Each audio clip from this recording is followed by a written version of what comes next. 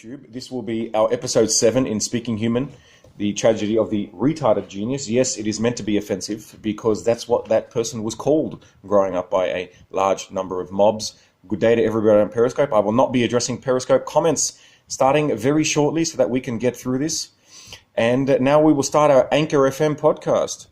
Hello, everybody at anchor.fm/GabSmacked. So we are simulcast on YouTube, Anchor FM, and the Periscope. I will not be addressing Periscope comments, but I will look at them in the replay. And we are here continuing our story. Now, if you want to know the rest of the story, there is a summary at GabSmacked on YouTube. And that summary is under the Speaking Human series playlist. And there are also the first 7 or 6 episodes. I don't know which one we're up to. And I think I've lost one of the other episodes. So there's only 5 episodes there. But you get the drift. This is a story of an undiagnosed autistic savant. And one of the most unlikely things you could expect growing up in the 80s. And we are now at the person's 12-year-old self who is now not knowing they have autism, but they have Tourette's. They don't know that they have it, but they blurt out syllables. And people think that they're doing it deliberately because we live in an age where people don't know of Tourette's very well. So let's continue. There was the PCs coming into business. Red Cadillac Cat, good to see you. And we were talking about Mum making the mistake of leaving her new office PC unattended. And this was before there was Windows. So this was the first time that this undiagnosed autist Jamil interacted with something that he understood and felt understood him. And that was something called DOS, Disk Operating System. For those of you who are younger than 35, you may or may not know about the Disk Operating System. This was before Windows existed, and it was just a text interface. And because, of course, it was text, and it was what regular neurotypicals called literal, which autists call normal, that literal text was very easy to interact with. And so I developed not any romantic relationship, of course not, but I developed a MS-DOS, Microsoft DOS, a relationship with DOS. In other words, I could communicate with it, it could communicate back with me. Everything was logical and very specific. You missed one letter or one dot, it was wrong. I like how someone on Periscope just said, I remember it a bit. Or did you remember it a byte? Ha, ha, ha. Alrighty. So that's my dad joke of the day. Now, the fact that this made complete sense made no sense at all. So it was surprising to Jamil that an inanimate object would make sense to him and that he would make sense to it, or the illusion would exist. And that might actually be the source of Jamil, aka myself's obsession with gadgets growing up and emotional connection with gadgets. In fact, with almost every relationship that Jamil ever had, his gadgets were more important to him, and that's not a euphemism. So whenever he handed over a phone to somebody, a partner, that would be an extremely, extremely loving relationship if he were to hand over his phone or his batteries or anything like that of that nature. Now, let's move on. Jamil, at the age of 12, was now 180 centimeters tall, which is somewhere close to 6 feet, if not exactly 6 feet. And he had developed tactics to win at games, but he did not understand social interaction. And because of that, his tactics would seem quite ruthless. And there are specific examples of social dysfunction in the book here that increased his bullying and also his lack of understanding of jokes. Now, the interesting thing about jokes, and you might find this hard to believe now that people have called me funny, but there's a reason for that. There was a transformation using savant skills later on with Sabrina, where what happened was that when Jamil would explain that, hold on, there are 2 potential answers to this joke, he was explaining it with confusion. But of course, the neurotypical would take that as if Jamil was being a smartass. And so he would cop severe bullying for that type of stuff, which is, of course, sad. But this is leading on to turning Jamil, or cultivating the beast within Jamil, which inherently becomes quite violent. The social dysfunction became increasingly apparent. And this is where Jamil would be falling rapidly into depression more and more. And he could now understand that he was experiencing something called depression, but he didn't think it was a disorder. He just thought it's understandable that he's worthless and should not exist. He gave himself until 17 to see whether he could get out of this. So he was now already considering suicide at this point. So suicide starts very early. You can see that by the age of 12, he's now considering suicide. Okay. The next thing that happened to him was losing Jason. Now, for those of you who don't know, who haven't heard the first part of the series, Jason was his watch that he received from Uncle Pretty Boy Henry from the Mediterranean, and I think he was about 10 years old, possibly. And Jason was his closest friend, because it's been described in previous episodes, so I won't get into that, but it was to do with numbers and tech. And when Jason's battery died, he was unable to ask his parents to replace the batteries, and so he mourned the loss of Jason, and that was one of his first losses. Sitting in the toilets during lunch hour provided a peaceful habit before building up courage to enter the library to spend time with dead authors. So there's a lot in those sentences. So if you read the actual book, it takes a few times to read it over and over to see the amount of compact information within those sentences. Now, Mr. Stewart in 6th grade was one of the first teachers who would openly make fun of Jamil. And in hindsight, I don't blame the teacher. He was a combination of ignorant, asshole, stupid, but on top of that, there was a lack of awareness of autism. So it seems apparent that Jamil would have come across to Mr. Stewart as someone who was looking for trouble, when in fact that wasn't the case at all. Then, of course, the acne developed, and then Jamil, being myself, had to undergo something called a headgear process. And the headgear was something that was drilled into his teeth and then connected outside like American football to pull out his jaw. Now, I'm very lucky now. I get to enjoy having a jaw that's proportional. But at the time, of course, when you're between 12 and 15, that's quite horrendous to have to go through with the acne. And I remember Jamil actually asking himself this, which was, why have any self-respect for any longer? And that actually felt good. That's an interesting thing. This is one of the first acknowledgements of befriending the depression and self-worthlessness and desire to hate oneself in the way that one person was hated by everyone else at school. This is why it's called the tragedy. Now, the next part talks about 4 eyes. So on top of this, now Jamil, his height exacerbated a genetic condition which caused short-sightedness. And the way it started was there was something wrong with the stove clock, candles and stones. The reason that's an important sentence is because it shows how humans, when they see something that's not fitting their expectations, they immediately blame the external factor. And that's something completely natural we do even as children. So Jamil, as a child, was saying, this was at age 11, because the time flips backwards and forwards, but there was something wrong with the stove clock. So because my younger self, Jamil, couldn't see the stove clock, then clearly there was something wrong with the stove clock, not that Jamil needed glasses. So that's an interesting thing there. Now, what Jamil develops is an ability to notice various details in people's body language because he's unable to actually see them without wearing glasses.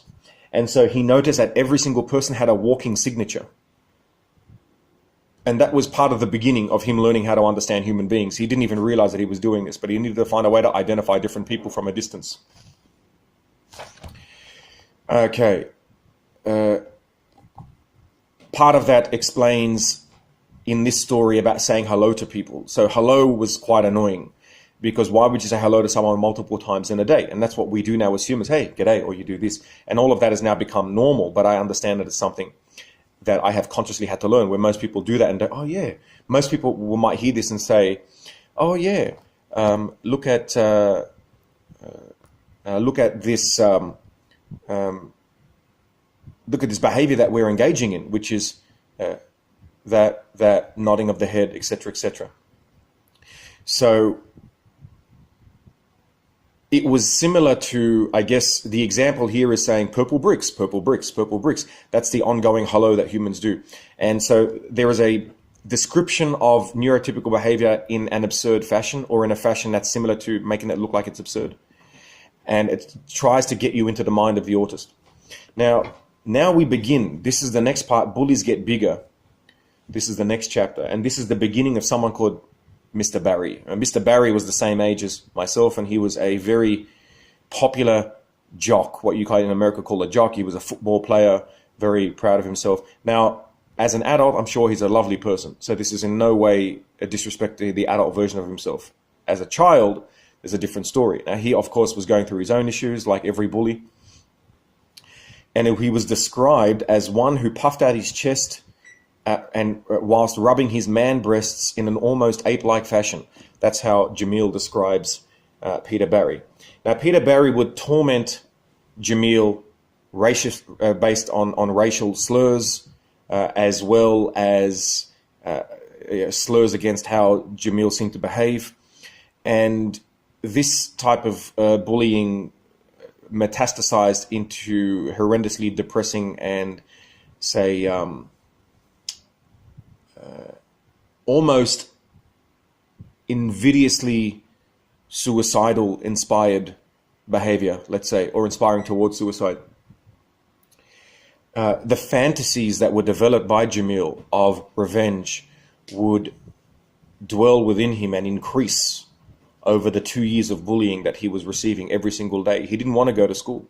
He didn't want to get out of bed. He didn't want to face it. He didn't want to go to sleep. He didn't want to be awake. He didn't want to have to think that going to sleep would mean he'd have to wake up again and then have to go back and through this horrendous stuff again. So this is where the anxiety starts to build up, and the entrenching of the almost DNA-inspired anxiety attacks that would forever trouble Jamil up until my age today. What he would also do was bully anyone else who spoke to Jamil.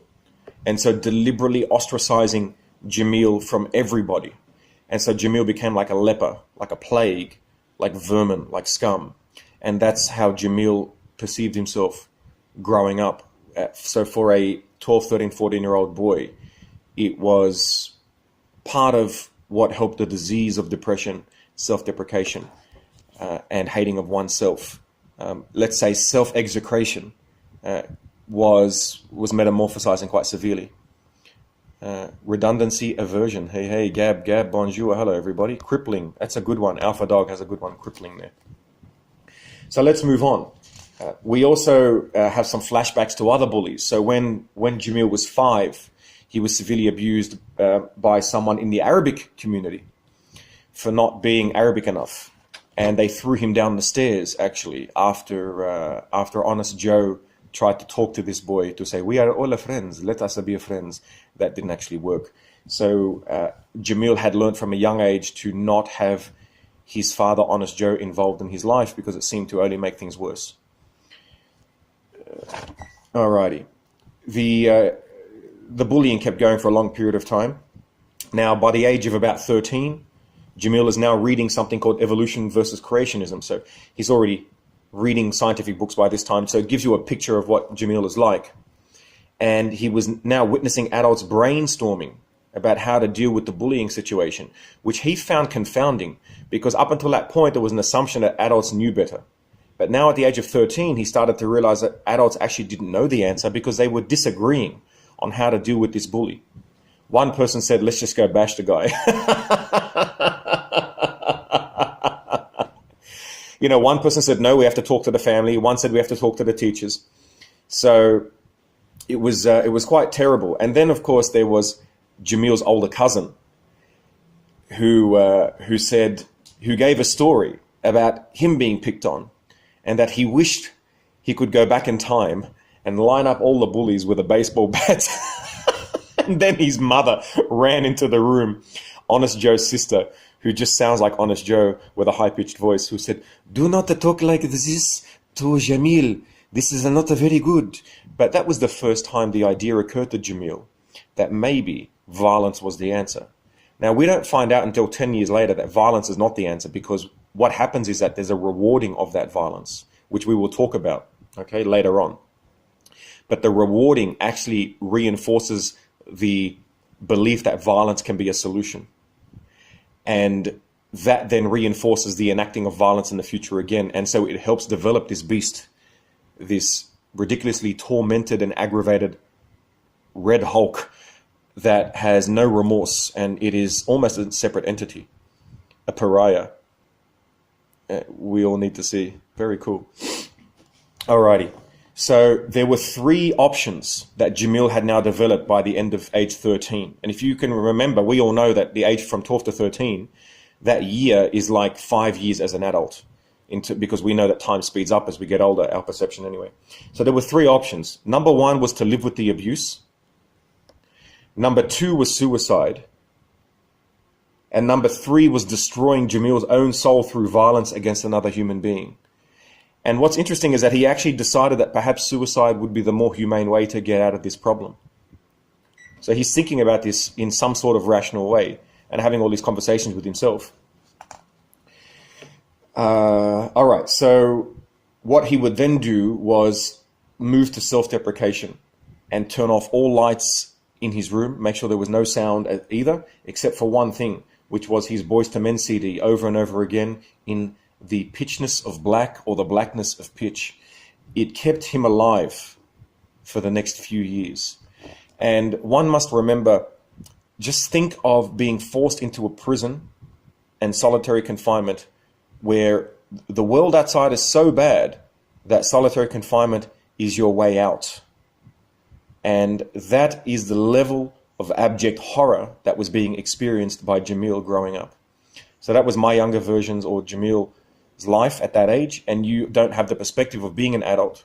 So you think that life is that darkness and that the only light that existed was the memory of you being 7 before the world decided to punish you, not for what you did, but for who you are. And that ends episode 1 or the first part of this episode. I will now pause YouTube and answer some Periscope questions, and then we'll start with episode 2. All right, welcome back, guys. YouTube, we've uploaded that first part to Anchor, and now we are back at episode 2 at Anchor Podcast, Scope, more than most. You are very kind. Thank you so much for your comments on Periscope. Let's get back to this.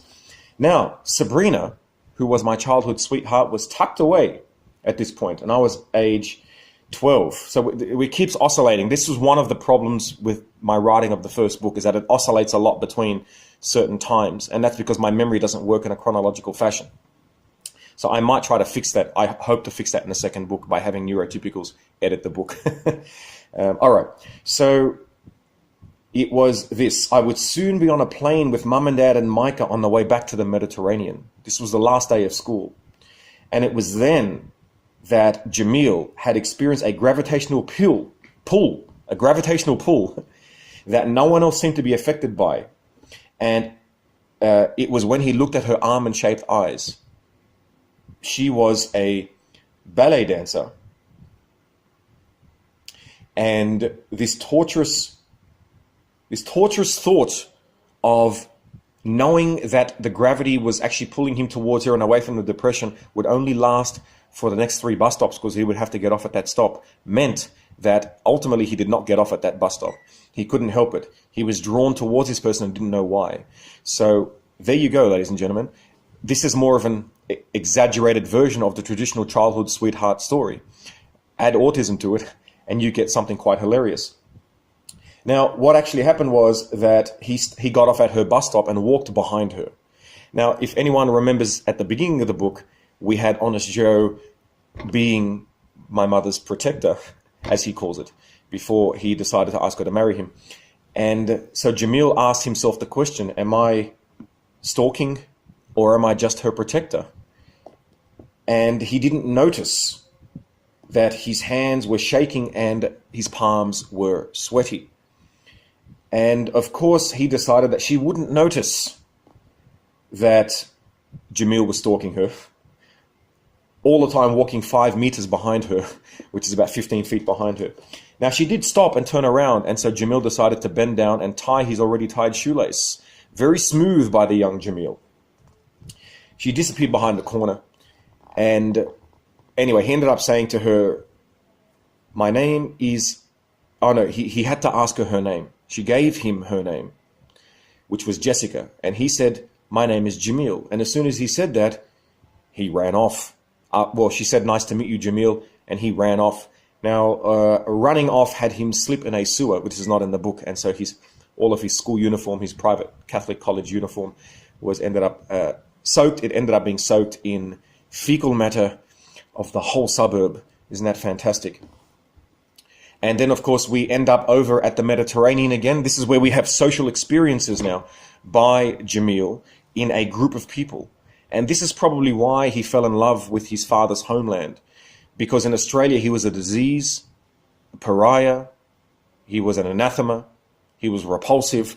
And yet over in the motherland, he was people's cousin, he was family, he was someone people were fascinated in. They were excited about his ability to learn their language so rapidly. He was considered 18, even though he was 13, and couldn't understand why he was considered 18 if he was 13. So these type of interesting things where autism sort of makes it a little bit worse. And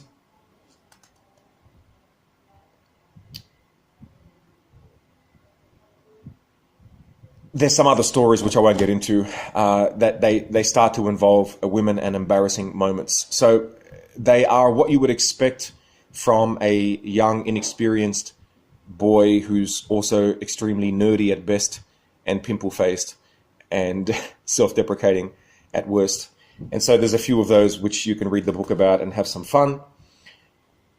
And he was trying to actually be like the guys, to talk about women's breasts and women, that's this is the type of thing that guys, I don't know if they do it today, they probably do, where there was a discussion of how experienced a certain guy was, even though they were all 14, so they obviously don't know anything when compared to adults. But Jamil just decided to try and copy them and said, certain things about female anatomy and describing them like sandbags. So he obviously didn't know what he was talking about. And it turns out that one of the girls that he was talking about was the girl who had moved in next door to him, who was sitting right behind him on the bus. And this, in hindsight, was probably devised by someone on the bus called Mark, who was not a fan of Jamil, who Jamil ran into many years later when he was a lot larger. And this guy wasn't too happy with it. So Jamil was desperate to meet Jessica, and on his way walking to the train station, he ran into a sign. He asked God for a sign, and it turns out that there was a sign draped on her school wall which said that there was a dance party coming up. So he decided he was going to go to that dance party.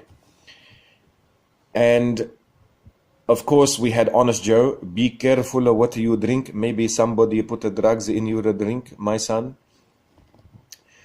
And those type of messages had disappeared as Jamil entered the dance floor.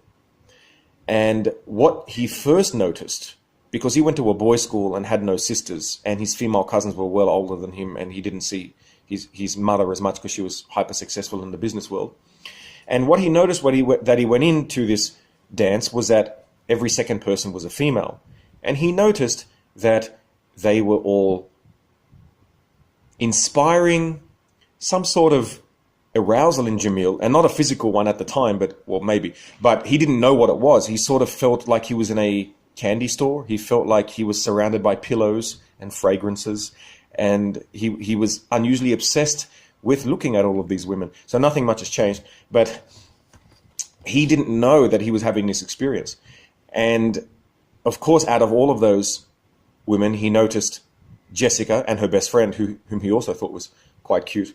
But there's also a description here about the extra things that someone with autism would experience, which is, the things like external stimuli, the noise, the people, the body language, the sounds, worried about how he's moving, where he's sitting. Are people disgusted by him the way the boys were at school? Were they not disgusted by him? Was it only guys? Was it only the people at school? How come these girls weren't disgusted by him, or were they? And then what he noticed was that the friends of Jessica pushed her towards Jamil to dance with Jamil. This was unbelievably counter to the narrative Jamil had developed in his mind of being someone who was all of the things we just mentioned, those reprehensible adjectives that we'd used previously. And all Jamil could do at the time, because he had no idea how to deal with the situation, was jump up like Bugs Bunny or some sort of rabbit and bounce out of the dance floor and run outside to try and breathe. So there you go, ladies and gentlemen. That was Jamil's experience trying to dance with a female. Now, he actually went back in, and then it happened again, twice. So it wasn't the best night. And this, of course, resulted in teasing, not bullying, but teasing by the girls in the future at the station, every time he'd go to the station. And there was probably the day after the dance, there was about 10 girls walking past Jamil that all went, "Hi, Jamil, hi, Jamil, hi, Jamil." And then Jamil just sort of crashed into his bag, desperate to sort of completely, evaporate into the crevasse that was the cracked ground of Strathfield Station. In hindsight, of course, all of them noticing Jamil is something an adult would recognize as a compliment. Viennetta ice cream. Thank you very much, Nuncia, ladies and gentlemen. Join us with our ice cream. Fantastic. And I might pause the YouTube video. Have you guys? All right, we're back, ladies and gentlemen. Let's start with our third recording. Alrighty. Yes, someone just said on Periscope, it's so much harder to change what's in one's head than what's happening in real life. That is exactly what I talk about, as you know, on almost every episode comes back to the fact that real life is not as important as what's happening in our heads. Absolutely. And in fact, I don't think real life even actually exists objectively, at least not something that we can measure, but that's a whole other quantum mechanics story. So what happened was that Jamil was so compelled to send his second suicide note, not to his teacher this time, but to Jessica herself, and asked her to dance at his funeral, or to remember him at his funeral when she was a successful dancer. Now, I'm not sure, I actually can't remember why Jamil would be inspired to write such a letter, and that's one of the reasons I now no longer see Jamil as myself. I see it as a child within me that I now take care of. I don't completely understand that, and it's quite sad that he felt that he had to get to that point. And that's probably the end of where I will leave that episode.